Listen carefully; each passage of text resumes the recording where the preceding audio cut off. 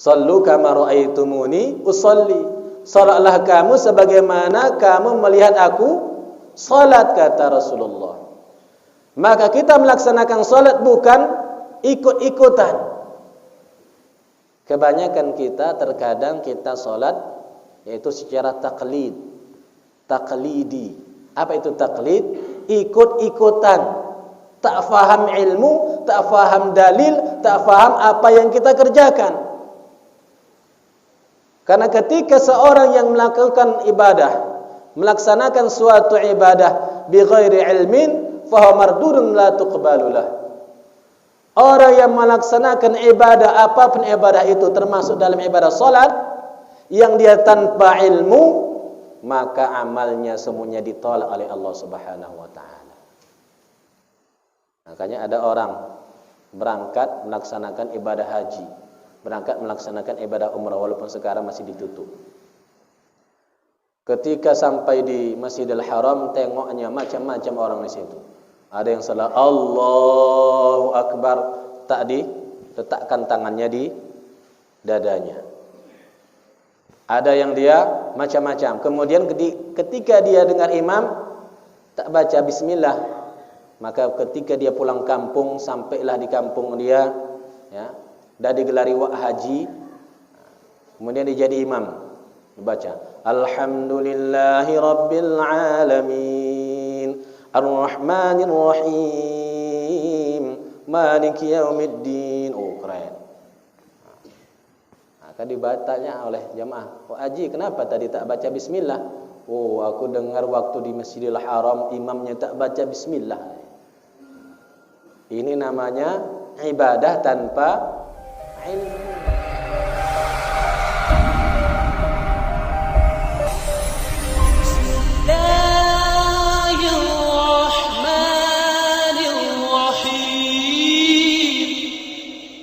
Alhamdulillahi Rabbil Alamin wa bihi nasta'in ala umurid dunya waddin.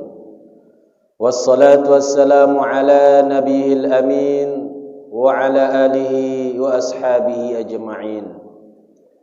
Rabbi shrah lana sudurana wa yassir lana umurana wahlul 'uqdatam min alsinatina yafqahu aqwalana. Rabbi yassir wa la tu'assir. Rabbi tammim bil khair, amma ba'du. Ini agak-agak serak sedikit ini. Dah dari kemarin habis Idul Adha masih tinggal ya seraknya. Alhamdulillah, syukur kita kepada Allah Subhanahu wa taala, di mana Allah taala masih mengkurniakan kepada kita semua nikmat kesehatan, nikmat iman, sehingga di pagi subuh hari ini kita dapat melaksanakan yaitu salat subuh secara berjamaah, dan juga kita lanjutkan di dalam taman-taman surga, yaitu dalam majelis ilmu. Karena kata Rasulullah sallallahu alaihi wasallam, datangilah kamulah taman-taman surga.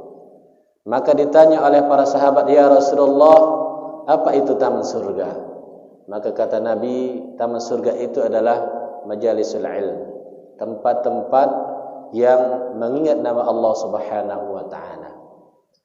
Salawat dan salam mudah-mudahan selalu tercurahkan kepada baginda Rasulullah sallallahu alaihi wasallam.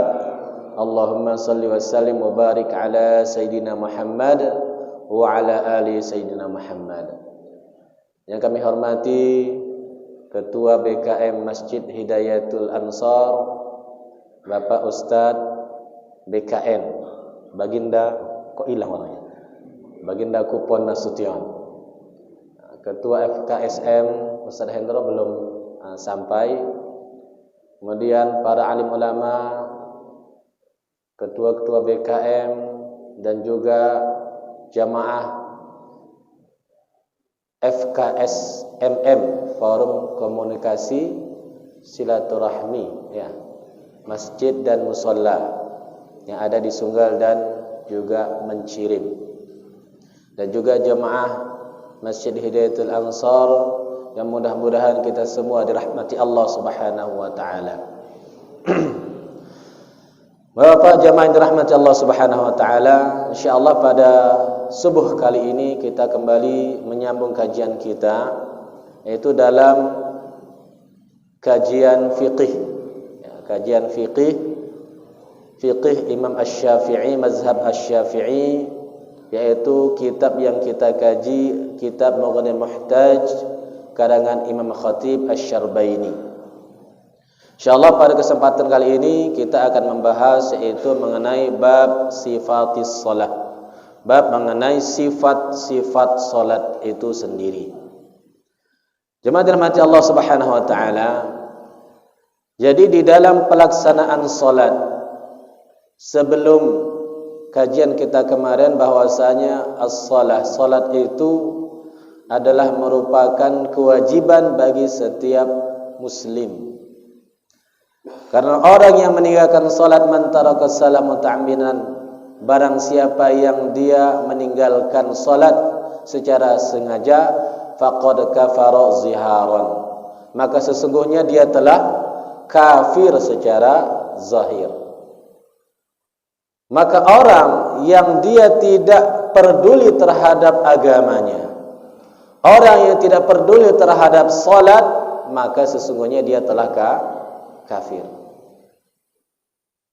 Karena ketika Rasulullah sallallahu alaihi wasallam menyampaikan, apa kata Nabi?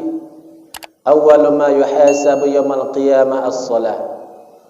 Pertama sekali yang dihisab oleh Allah. Mas Hendra, fadhal. Tadi baru sampai. Pertama sekali yang akan dihisab oleh Allah Subhanahu wa taala di yaumil qiyamah itu adalah as-shalah. Salatnya. Ketika salatnya benar, maka semua amalannya akan diterima oleh Allah Subhanahu wa taala. Tetapi manakala salatnya ini ditolak oleh Allah, tidak diterima oleh Allah, maka seluruh amalannya tidak akan diterima oleh Allah Subhanahu wa taala. Makanya pertama sekali kita sebagai muslim itu mestilah kita mendirikan salat. Karena orang yang mendirikan salat maka dia telah mendirikan agama.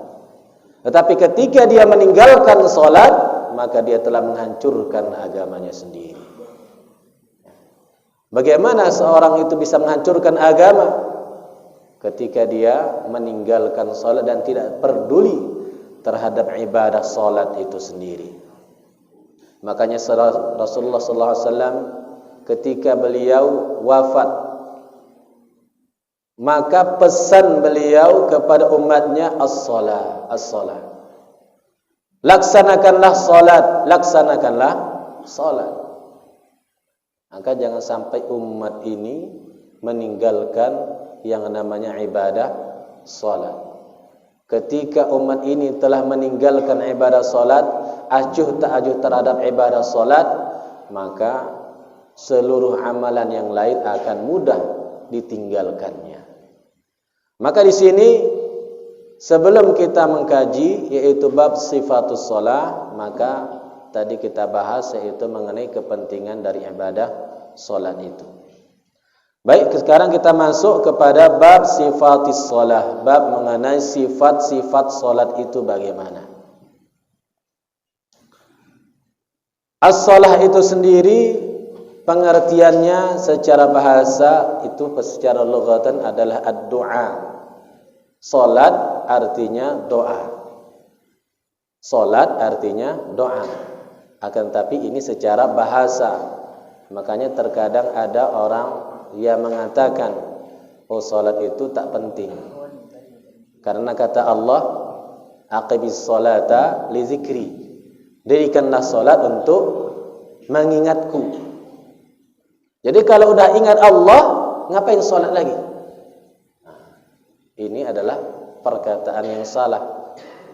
Kenapa? Karena dia mentafsirkan sesuai dengan keinginannya dia sendiri. Karena maksud daripada aqimis salata li zikri, dirikanlah salat untuk mengingatku. Salat itu adalah untuk mengingat Allah, bukan artian kata ketika orang dah ingat Allah maka dia tidak mendirikan salat. Kalaulah sekiranya seorang yang sudah ingat Allah dia tidak mendirikan salat, maka niscaya Rasulullah sallallahu alaihi wasallam adalah orang yang paling ingat kepada Allah. Dan beliau tetap mendirikan salat. Tak pernah beliau meninggalkan salat. Begitu juga dalam di dalam ayat lain yang Allah Subhanahu wa taala sebutkan, dirikanlah salat sehingga hatta atakal yaqin, sehingga datang keyakinan kepadamu. Nah, ini juga disalahartikan oleh orang.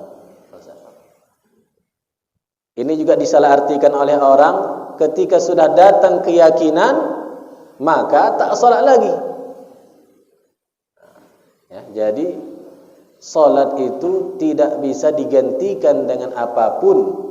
Salat itu tidak bisa digantikan dengan segala sesuatu. Apapun keadaan seseorang itu, maka dia tetap wajib melaksanakan ibadah salat.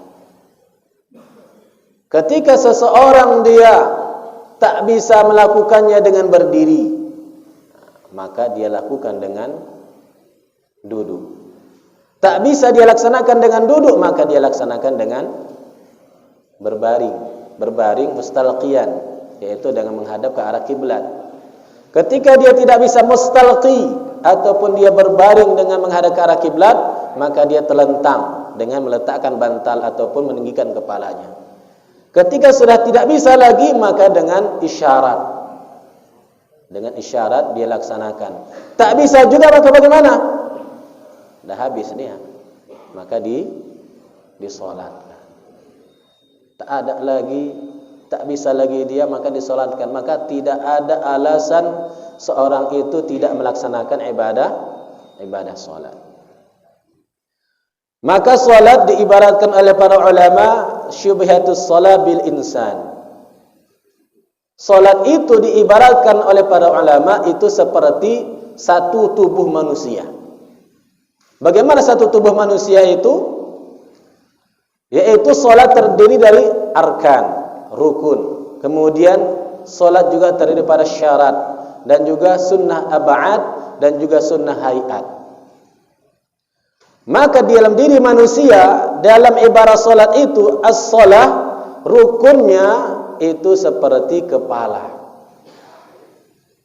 Rukun solat itu seperti kepala manusia. Coba kalau kita lihat, orang tak punya kepala, dikatakan orang tidak? Kalau dah tak punya kepala, berjalan-jalan dia, itu diragukan manusianya. Orang pun tengoknya dah lari. Maka rukun salat itu seperti kepala di dalam diri manusia. Ketika tidak dilaksanakan rukunnya, maka tidak ada salat baginya. Kemudian syaratnya itu adalah seperti hayati, seperti kehidupan manusia atau ruhnya. Ketika syaratnya tidak dipenuhi, berarti dia sudah meninggal, tak ada lagi hidupnya. Ya, ketika tidak dipenuhi syarat dari solat, termasuk syarat daripada solat itu adalah dengan berwudu. Kalau seorang yang melaksanakan solat tanpa wudu, maka seperti orang tak bernyawa. Seperti orang tak bernyawa. Kemudian ab'ad, sunnah ab'ad. Sunnah ab'ad ini di dalam solat seperti a'dha'ihi, seperti badan dan tubuhnya yang lain, anggota tubuhnya. Anggota tubuhnya ini seperti ab'ad, ya, seperti sunnah ab'adnya. Termasuk sunnah ab'ad itu adalah dia tahiyat awal dan juga qunut. Itu adalah ab'ad di dalam solat. Kemudian rambutnya itu seperti sunnah hayat. Ya, sunnah hayat ini adalah sunnah-sunnah yang dia seperti membaca a'udzu, ta'awuz dan lain sebagainya. Ya, ini sunnah ayat seperti rambut. Kalau orang dah punya rambut itu orangnya ganteng. Kalau orangnya botak, tak punya rambut, kurang gantengnya. Itulah ibarat dari sunnah ayat itu sendiri. Baik. Yang pertama arkanuha 13. Rukun dari salat itu adalah 13. Ini dalam mazhab Syafi'i ada 13. Dalam mazhab Maliki itu ada 14. Dalam mazhab Hanafi itu ada 15. Kemudian dalam mazhab Hambali juga ada 15. Ini perbedaannya yaitu memasukkan tumakninah di dalam rukun salat. Jadi kurang lebih sama seperti itu dalam mazhab yang lain. Jadi semua mazhab hampir sama semua, yaitu memasukkan sekitar 13, 14 dan 15 rukun di dalam ibadah salat. Yang pertama an-niyah, yang pertama rukun salat itu adalah niat. Apa itu yang dikatakan niat? Niat secara bahasa itu adalah al-qasdu. Apa itu al-qasdu? Bermaksud. Bermaksud melaksanakan sesuatu. Maka ketika orang mau sholat, maka misalnya ada orang sholat, maka dia bertakbir. Ya, bertakbir, sebelum takbir dia mengucapkan usolli, misalnya sholat subuh. Usolli fardhu subhi rak'ataini adaan ma'muman, misalnya jadi makmuman. Ya, lillahi ta'ala Allahu akbar. Apakah dia sudah berniat? Dan berniat belum dia? Diucapkan usolli fardhu subhi rak'ataini adaan ma'muman lillahi ta'ala. Sudah berniat belum dia? Sudah berniat belum? Yang dia katakan itu baru lafaz niat.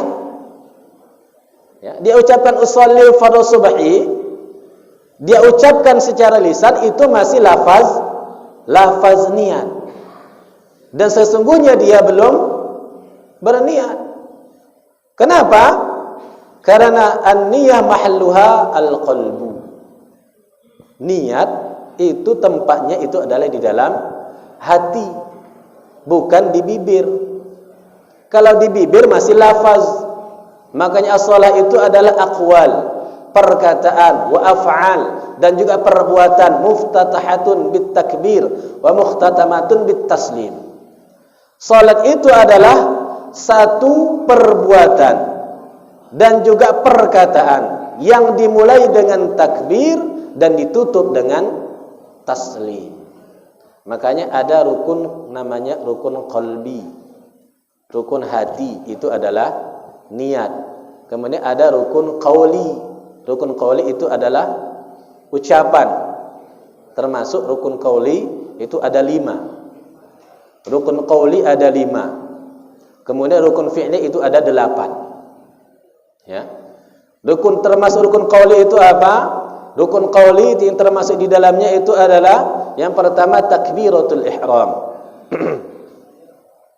Takbiratul ihram itu adalah merupakan rukun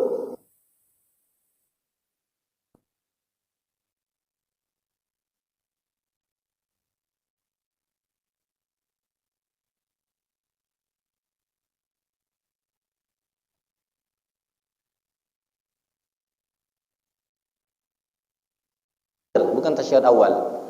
At-tahiyatul. Itu adalah merupakan rukun qauli. Kemudian salawat kepada Rasul. Ya. Salawat kepada Rasul. Allahumma shalli ala sayyidina Muhammad wa ala sayyidina Muhammad kama shallaita ala Ibrahim wa ala ali Ibrahim fil alamin innaka Hamidum Majid. Itu termasuk rukun qauli. Kemudian yang kelima, yang termasuk rukun qauli adalah at-taslim. Taslimatul ula. Salam yang pertama. Ya, salam yang pertama itu adalah termasuk rukun qauli. Makanya orang yang masbuk dia sudah salam. Imam salam yang pertama dia sudah boleh berdiri. Karena rukunnya itu adalah salam yang pertama. Sedangkan salam yang kedua itu adalah sunnahnya. Dan juga rukun fi'li itu ada 8. Ya, yang pertama kita bahas ini adalah an-niyah. Niat di dalam salat. Apa niat di dalam salat? Ada yang wajib dan ada yang sunnah ketika kita bicara mengenai niat di dalam solat. Apa itu yang wajib? Yang wajib itu di dalam niat itu ada 3. Yang wajib di dalam niat dan mesti ada itu ada 3. Yang pertama itu adalah qasdul fi'li. Yang pertama qasdul fi'li, bermaksud melakukan sesuatu yaitu solat. Dalam hal ini solat maka kita sebutkan adalah usolli. Sengaja aku solat. Itu namanya adalah qasdul fi'li dan dibacanya di dalam hati. Boleh bahasa Indonesia boleh, karena di dalam hati, ya, tidak disebutkannya. Ketika dia mengangkat takbir Allahu Akbar, maka disitulah jatuh niat dia. Makanya ada orang terkadang dia solat ketika angkat takbir Allah, Allah, Allah, sampai 7 kali, tak siap-siap dia Allahnya. Kenapa? Memasukkan niatnya ketika dia mengangkat takbir. Karena kewajiban di dalam solat adalah ketika dia mengangkat takbir, disitulah dia membaca niat dia. Kalau dia tak baca niat ketika mengangkat takbir, maka tidak sahlah solatnya. Makanya tadi, kalau dia masih membaca usolli fardhu subhi, itu baru lafaz niat. Dalam mazhab Syafi'i, melafazkan niat itu adalah sunnah. Nah, jangan jadi gara-gara tak baca usolli berantem antara 2 orang ini. Satu pakai usolli, satu tak pakai usolli. Maka ketika solat dia pun angkat takbir. Yang satu pakai usolli, dia pun baca kuat-kuat. Usolli fardhu subhi raka'ataini adaan ma'muman lillahi ta'ala. Allahu Akbar. Yang satu lagi tak pakai usolli, macam manalah ngalahkan kawan ini. Dia pakai usolli, aku tak pakai usolli. Maka dia pun ucapkan, tak pakai usolli, Allahu Akbar. Jadi berantem gara-gara usolli dan tak pakai usolli. Nah, ini yang tak kita inginkan. Kenapa? Karena tak tahu dia hukumnya. Yang wajib itu adalah niat, bukan melafazkan niat. Melafazkan niat adalah untuk membantu hatinya supaya hadir di dalam solat. Karena ketika kita mau solat, terkadang banyaklah fikiran-fikiran kita di luar. Ya, banyak sekali apa yang di luar baru masuk ke dalam ketika kita melaksanakan solat. Yang dalam cucian, yang di dalam HP, yang di dalam kerjaan, segala macam masuk ketika kita dalam solat. Teringat semua. Ketika di luar solat kita tak teringat di mana letak kunci tadi. HP tadi tertinggal. Maka ketika di dalam solat barulah teringat, oh HP ku tertinggal di dalam jok mobil, di dalam jok kereta. Teringat semua, oh kunci tadi ku letak di dalam kantong celana. Baru teringat ketika di dalam solat. Itulah bisikan syaitan yang membisikkan allazi yuwaswisu fi sudurin nas, yang membisikkan ke dalam hati manusia ketika dia di dalam solat. Makanya teringat semua kita ketika solat. Makanya ketika kita mau melaksanakan solat, biasa kita berta'awuz dulu, ya, berta'awuz dulu, a'udzubillahi minasyaitonirrajim, bismillahirrahmanirrahim. Baru kita membaca lafaz niat. Ini sunnahnya, ya, untuk membantu hati kita, menghadirkan hati kita supaya hati kita berada di dalam solat. Ini terkadang kita kebanyakan jasad kita berada di dalam solat, sedangkan hati kita melayang kemana-mana. Jasadnya memang dalam solat, tetapi hatinya melayang.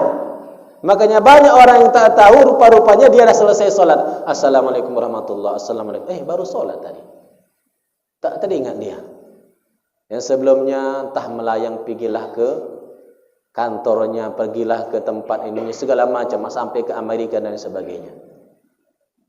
Hatinya itu melayang-layang pergi.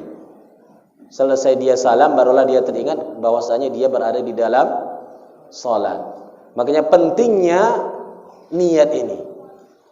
Makanya kata Allah Subhanahu wa taala dalam surah Al-Bayyinah, "Wa ma umiru illa liya'budullaha mukhlishina lahuddin." Dan engkau tidak diperintahkan illa liya'budullah, kecuali untuk menyembah Allah mukhlisin, dengan mengikhlaskan hati kita. Bagaimana kita bisa mengikhlaskan hati kita, menghadirkan hati kita di dalam salat? Makanya kata Allah Subhanahu wa taala, "Fawailul lil musallin." Orang yang salat pun bisa celaka. Orang yang salat bisa celaka dia. Kenapa orang yang salat bisa celaka? Ini jangan dibalik pengertiannya. Kadang orang yang balik pengertiannya. Sedangkan orang salat aja bisa celaka, ngapain aku salat? Ini yang salah. Ya. Fawailul lil musallin, dia baca, celakalah bagi orang yang solat. Allah, orang solat pun celaka, ngapain aku solat? Nah, ini jangan dibalik pengertiannya. Ya, terkadang orang suka membalik-balik pengertian. Maksud dari fawailul musallin, Allah sambung, allazina hum an salatihim sahun. Yang as-sahi, orang yang lalai. Orang yang lalai itulah yang dia wail, neraka wail, celaka. Bukan seluruh orang yang salat. Makanya dibalik, sedangkan orang yang salat aja masih bisa celaka, apalagi orang yang tak salat. Bukan dibalik pengertiannya. Orang yang melaksanakan salat aja masih bisa masuk ke dalam nerakanya Allah, apalagi orang yang tak salat. Makanya ada orang yang masuk neraka bi ghairi hisab, tanpa hisab. Masuk neraka tanpa hisab. Nah, kalau kita mau masuk surga tanpa hisab.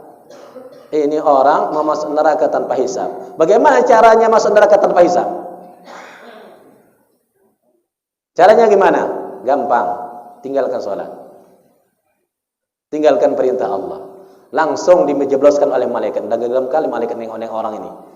Ya, dah geram kali ini malaikat nengok orang ini. Nah, di dunia kau tak melaksanakan salat. Nah, masukkan aku ke dalam neraka. Bi ghairi hisab, tanpa hisab. Dirikan salat dengan benar-benar mengetahui sallu kama sallu kama ra'aitumuni usolli. Salatlah kamu sebagaimana kamu melihat aku salat, kata Rasulullah. Maka kita melaksanakan salat bukan ikut-ikutan. Kebanyakan kita terkadang kita salat yaitu secara taklidi. Apa itu taklid? Ikut-ikutan. Tak faham ilmu, tak faham dalil, tak faham apa yang kita kerjakan. Karena ketika seorang yang melakukan ibadah, melaksanakan suatu ibadah bi ghairi ilmin, fa huwa mardudun la tuqbalu lah. Orang yang melaksanakan ibadah, apapun ibadah itu, termasuk dalam ibadah salat, yang dia tanpa ilmu, maka amalnya semuanya ditolak oleh Allah Subhanahu wa taala. Makanya ada orang berangkat melaksanakan ibadah haji, berangkat melaksanakan ibadah umrah, walaupun sekarang masih ditutup.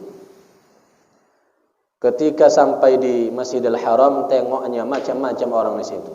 Ada yang salah Allahu Akbar, tak diletakkan tangannya di dadanya.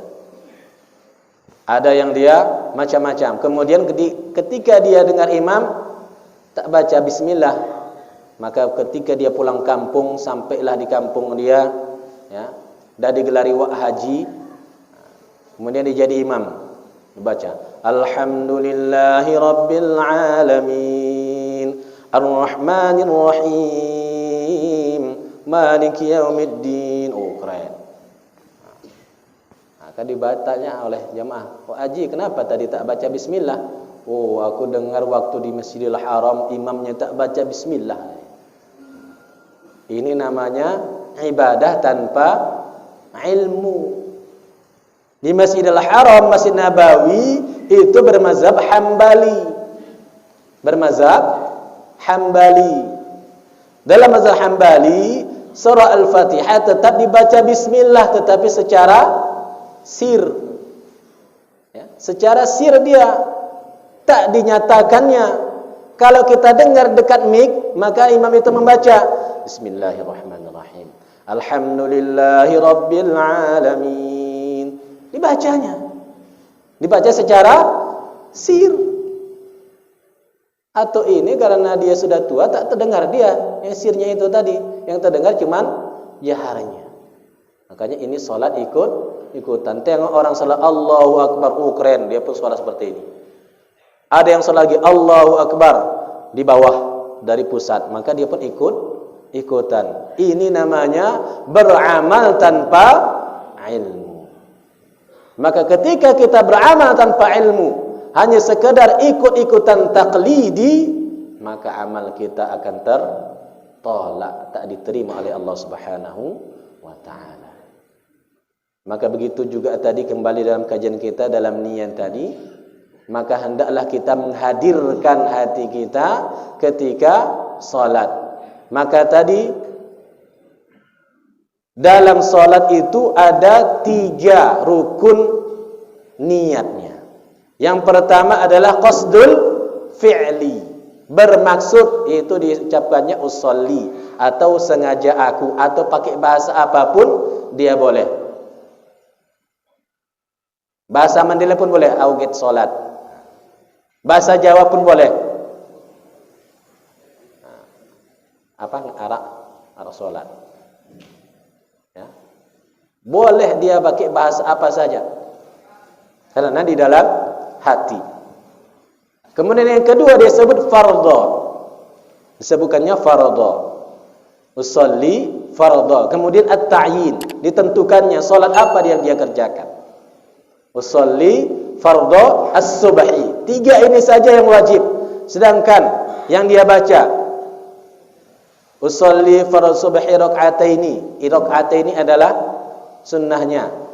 Kemudian adaan secara tunai, makmuman menjadi makmum lillahi ta'ala, ini adalah sunnahnya. Maka ketika dia mengangkat takbir usolli fardhu subhi, Allahu Akbar, sudah cukup. Sudah cukup dia baca, sudah terpenuhi fardunya. Ketika dia mengangkat takbir dari alif, ketika disebut Allah, maka disitulah jatuh niatnya di dalam hatinya. Ketika tak jatuh niatnya dalam hatinya, maka tidak sah solatnya. Kalau tak sah solatnya, bagaimana solatnya itu bisa diterima oleh Allah Subhanahu wa ta'ala? Maka rukun niat itu ada 3. Itu ada al-qasdu, kemudian fardu, dan juga yang ketiga at-ta'yin, menentukan. Maka dalam ibadah solat, usolli fardhu, misalnya subhi, 3 ini yang wajib. Sedangkan sebutan yang lain itu adalah sunnah. Kecuali, ada kecualinya. Kecuali di dalam solat Jumat.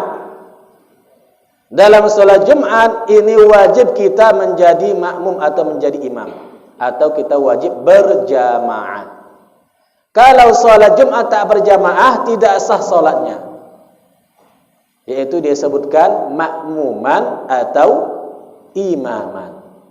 Kalau tak disebut makmuman atau imaman, maka tidak sah solat Jumatnya. Kenapa? Karena solat Jumat syaratnya harus berjamaah. Tak ada solat Jumat itu secara sendiri-sendiri. Kecuali itu, maka dalam salat Jumat usolli fardhu Jum'ati makmuman atau imaman. Itu yang wajib di dalam salat. Ya. Yang lain tidak wajib. Kalau di dalam salat sunnah, maka penyebutan sunnah, misalnya usolli sunnatad duha, ya, sengaja aku salat sunnat duha. Karena tadi sunnah, sedangkan fardu tadi disebutkan, maka sunnah apakah wajib disebutkan? Kata ulama dalam mazhab Syafi'i itu tidak wajib disebutkan dalam qaul yang sahih.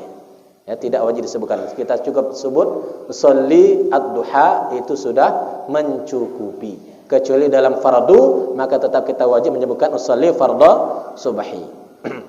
Kemudian al-idhafah ila Allah Ta'ala juga tidak wajib. Kemudian yang kedua, takbiratul ihram. Yang kedua, rukun salat yang kedua adalah takbiratul ihram. Kenapa dikatakan takbiratul ihram? Dalam salat itu ada dua takbir. Ada namanya takbiratul ihram, ada namanya takbiratul intiqal. Yang pertama ketika kita mulai salat namanya takbiratul ihram. Takbir yang mengharamkan. Makanya dikatakan takbiratul ihram. Ketika kita sudah mengangkat takbir Allahu Akbar, maka haram segala perbuatan di luar ibadah salat. Haram bagi kita minum, haram bagi kita makan, haram bagi kita berkata-kata selain daripada ibadah salat itu sendiri. Makanya dikatakan dengan takbiratul ihram. Begitu juga orang yang melaksanakan ibadah haji atau melaksanakan ibadah umrah, ketika dia sudah memakai pakaian ihram, ya, dia memakai pakaian ihram, dia mengatakan labbaik ya, sengaja aku ya Allah melaksanakan ibadah umrah dan aku mengharamkan dengannya, makanya dia dikatakan sedang berihram. Dalam bahasa Arabnya itu namanya muhrim. Ya, muhrim. Dalam bahasa Arab orang yang sedang melaksanakan ibadah umrah sedang berihram namanya muhrim. Sedangkan yang kita sebut ataupun saudari perempuan kita, ibu kita, itu namanya mahram. Nah, jadi jangan salah sebut istilah. Kadang kita sebutkan, oh ini muhrim saya, salah. Muhrim itu artinya apa? Orang yang sedang berihram. Sedangkan orang yang haram kita nikahi itu namanya mahram, bukan muhrim. Nah, jadi jangan salah penyebutan. Nah, ketika orang yang dia melaksanakan ibadah umrah, maka haram baginya ketika sudah memakaikan pakaian ihram, makanya dia namanya muhrim, memakai pakaian ihram. Haram baginya termasuk apa? Memakai pakaian berjahit, kemudian memakai penutup kepala. Bagi laki-laki memakai juga wangi-wangian, ya, memakai wangi-wangian, kemudian memotong kuku, memotong rambut, kemudian menikahi atau melaksanakan akad nikah, kemudian berburu dan lain sebagainya, itu haram baginya ketika dia sedang berihram. Makanya itu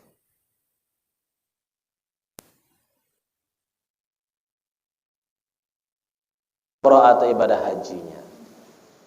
Ya, makanya di situ kita katakan ihram. Begitu juga dengan takbiratul ihram, takbir yang mengharamkan segala sesuatu perbuatan di luar daripada ibadah salat. Di luar daripada ibadah salat maka haram baginya. Ya. Yang kedua, takbiratul intiqal. Apa itu takbiratul intiqal? Yaitu perpindahan dari satu rukun kepada rukun yang lain. Itu namanya takbiratul intiqal. Kemudian wa yata'ayyun al-qadir, dan bagaimana lafaz takbir itu Allahu Akbar. Tak boleh dibalik dia. Tak boleh dibalik. Misalnya dia katakan Akbarullah, boleh enggak? Tak boleh. Kenapa? Karena beda artinya. Ketika dia ucapkan Allahu Akbar, Allah ini munada. Allah yang dikuatkan hanya Allah yang maha besar. Ketika dia sebutkan Allahu Akbar, maka hanya Allah lah yang maha besar, yang lain semuanya kecil, ditinggalkannya. Tinggalkannya ketika dia sholat, rumahnya tinggalkan, dia hilangkan semua dunia. Itu yang dikatakan dengan Allahu Akbar. Tetapi ketika dia sebut Akbarullah, yang paling besar adalah Allah, maka berarti yang lain bisa jadi besar. Makanya tak boleh dia balik, hanya boleh Allahu Akbar. Kalau ditambah bagaimana? Nah, boleh enggak? Misalnya Allahul Jalilul Akbar, boleh enggak disebutkan? Nah, Ini disebutkan para ulama, wala tadurru ziyaratun la tan'ul isma. Tidak mengapa apabila dia menambah yang tidak bertentangan dengan nama Allah. Seperti dia sebutkan Asmaul Husna tadi. Allahul Jalilul Akbar. Atau dia sebutkan dengan nama yang lain, Allahu Akramul Akbar. Nah, itu tidak mengapa. Ya, tidak mengapa. Nah, tapi sunnahnya kita mengikut sunnah Nabi itu adalah tanpa menambah dari satu huruf pun, yaitu Allahu Akbar. Tapi misalnya ada orang yang salat misalnya atau ini dia salat Allahul Jalilul Akbar. Boleh enggak? Boleh. Ya, jangan kita salah. Oh, apa pula wah ini? Bid'ah itu kan. Ya. Itu tetap boleh, tetap sah. Ya, tidak mengapa. Tetapi tidak ikut sunnahnya Nabi tanpa menambah daripada rukunnya tadi. Akan tetapi orang yang dia baru masuk Islam, waman ajiza tarjam. Misalnya ada orang yang baru masuk Islam, ya, ada orang yang baru masuk Islam, disyahadatkan masuk waktu sholat, kita suruh untuk menyebutkan Allahu Akbar, tak bisa dia cuma bisa Allah Akbar, Allah Akbar. Ya, Allah Akbar. Karena kadang lidahnya tak bisa menyebutkan Allah, cuman Allah. Maka bagaimana? Boleh dia terjemahkan Allah yang Maha Besar.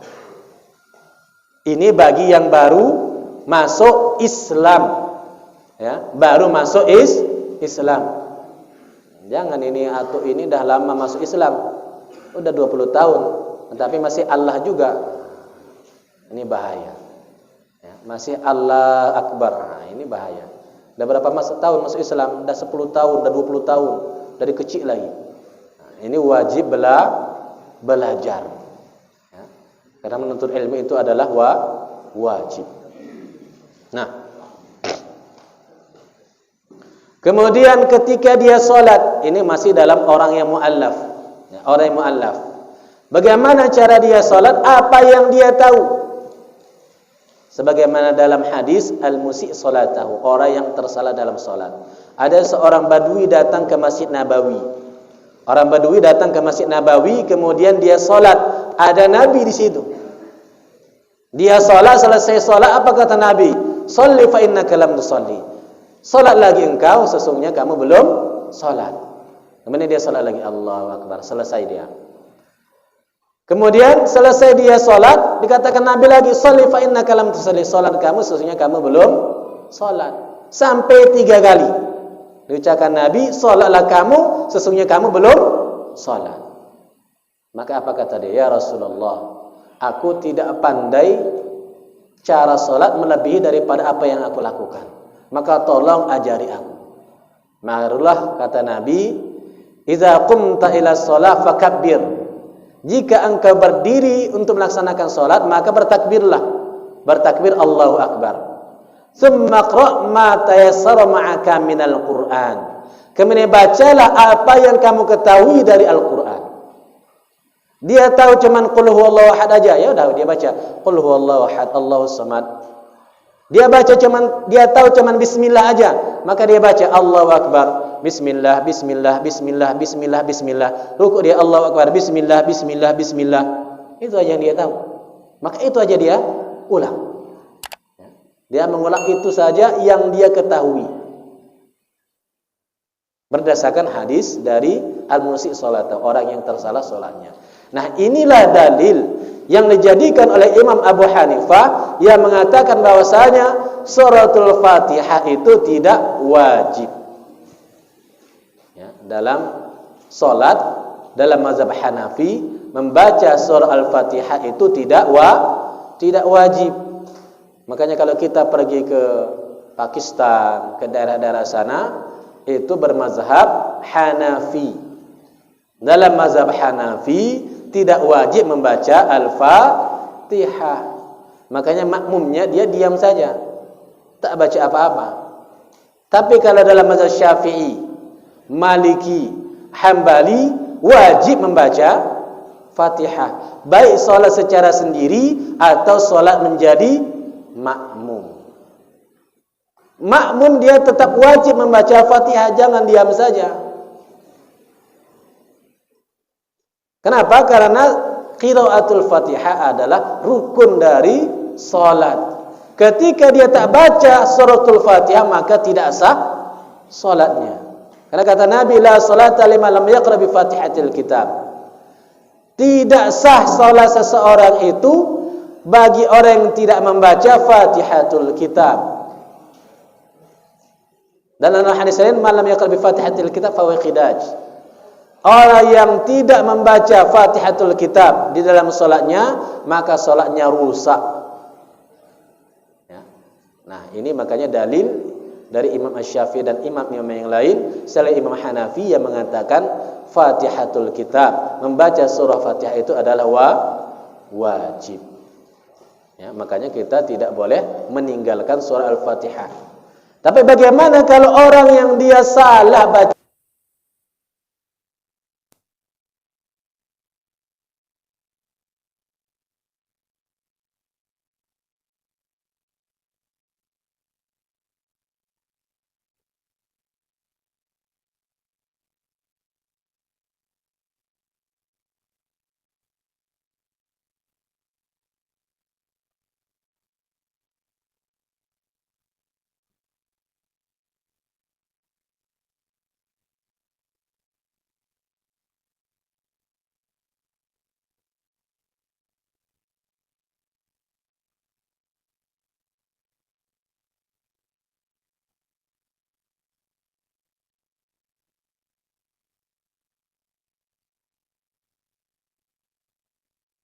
Ketika dia tukar iyyaka na'budu wa iyyaka nasta'in, maka artinya jadi kepada yang baru terbit matahari kami menyembah. Jadi Tuhannya matahari. Makanya jangan salah menggantikan dari makhraj huruf. Kalau tak bisa dari mana? Tak bisa makanya belajar. Tak bisa makanya belajar. Wajib bagi dia belajar. Talabul ilm. Walaupun dah tua, walaupun dah tua dia jangan malu-malu untuk belajar. Terutama yang wajib bagi kita yaitu suratul Fatihah. Bacaan Fatihah kita baiki agar salat kita bisa benar. Bagaimana kalau kita salat di belakang orang yang bacaannya tidak betul? Ya. Bagaimana kalau kita sholat di belakang orang yang tidak betul bacaannya? Dia baca Bismillahirrahmanirrahim, Alhamdulillahi Rabbil Alamin. Kita sholat di belakangnya. Macam mana kita sholat? Ikut nanti. Macam mana bacaannya dah bersalahan? Maka ketika dalam keadaan ini kita berimam kepada imam yang tak betul, ngapain kita ikut imam yang tak betul? Maka kita niat mufaraqah, berpisah dari imam, tetapi tetap kita mengikuti imam. Gerakannya tetap ikut imam, tetapi kita sudah sholat sendiri. Kita niat dalam hati, sengaja aku berpisah dari imam. Kenapa? Bacaannya tak betul. Bacaannya bersalahan, berselemak. Tapi kalau misalnya bacaan dia 11-12 sama si makmum. Ya, 11-12. 11-12 bagaimana? Kurang lebih sama bacaannya. Ya, Bismillahirrahmanirrahim, Alhamdulillahirabbil alamin, Arrahmanirrahim. Gitu juga bacaan dia. Maka bagaimana? Dia ikut aja. Ya. Kenapa? Kalau dia salah sendiri pun sama juga bacanya seperti itu. Kecuali kalau bacaannya berbeda dengan bacaan si imam. Bacaannya lebih baik daripada bacaan si imam. Maka dia boleh mufaraqah tadi, memisahkan diri dari si imam. Maka dalam salat perbaiki bacaan Fatihah. Karena Fatihah termasuk rukun dari salat. Tidak sah bacaan Fatihah kita, maka tidak sah salat kita. Kalau tak sah salat ya, dah batuk nih. Bismillah.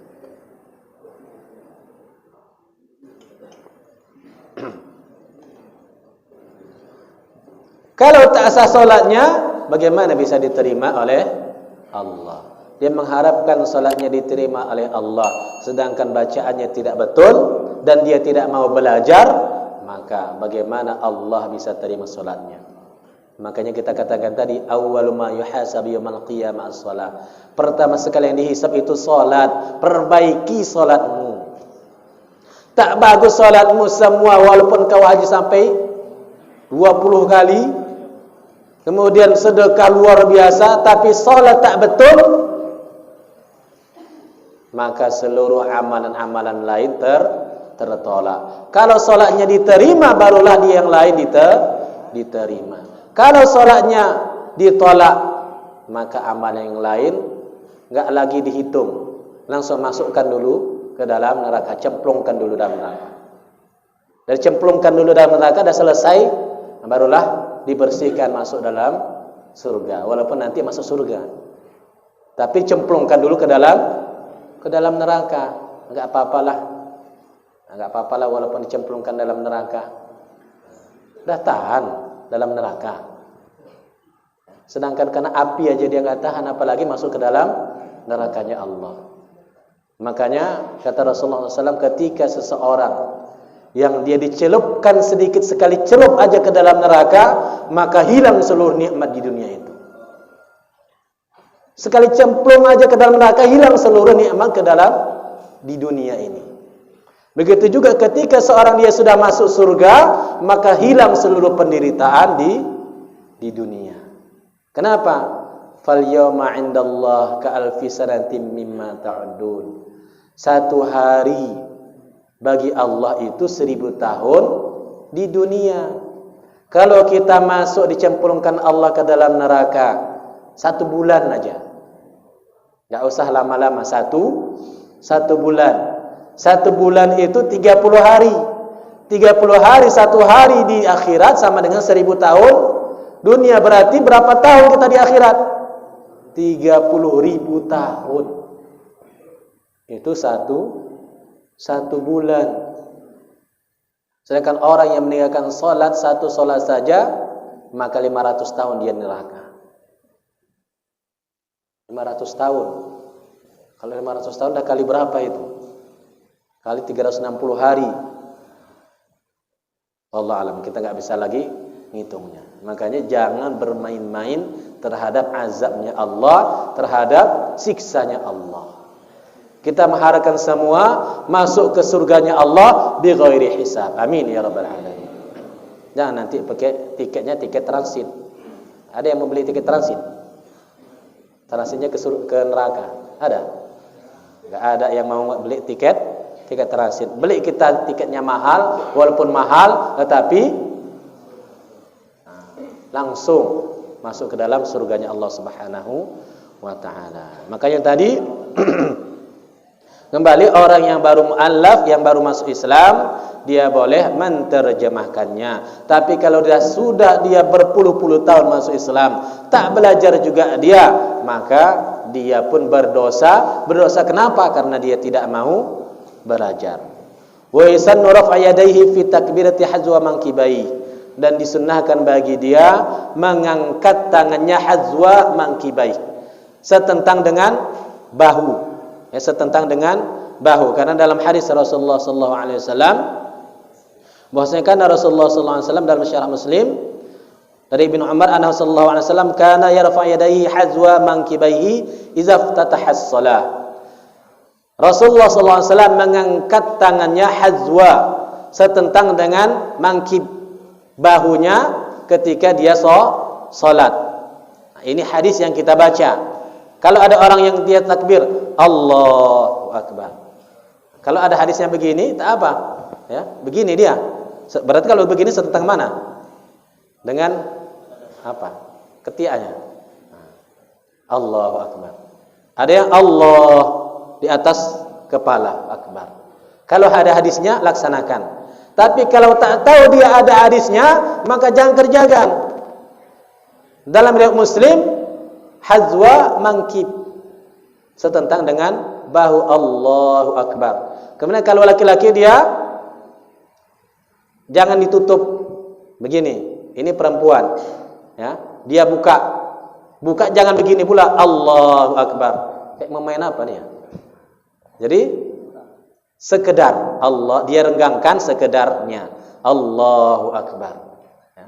Dan sunnahnya dia mulai takbir itu ketika dia mengangkat, Allahu Akbar. Ada yang Allahu Akbar, ada yang Allahu Akbar. Kan ada 3. Yang pertama ketika dia mulai, Allahu Akbar. Ada yang dia di tengah-tengah, Allahu Akbar. Ada yang di akhir, dah selesai baru dia ucapkan Allahu Akbar.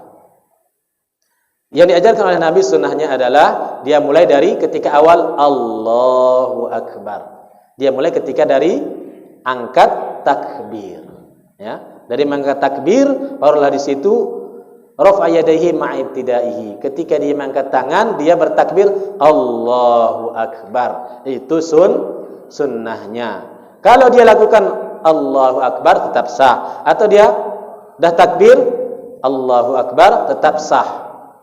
Kalau dia tidak mengangkat tangan, sah tidak salatnya? Allahu Akbar, tak mengangkat tangan, sah tidak? Tetap sah. Kenapa? Ini mengangkat tangan adalah sunnah. Makanya kita mesti paham yang membedakan antara sunnah dan juga yang wajib. Yang sunnahnya mengangkat takbir, tetapi wajibnya adalah bertakbir. Tapi kalau dia mengangkat tangan tanpa takbir, mulutnya diam aja. Ada orang salat mulutnya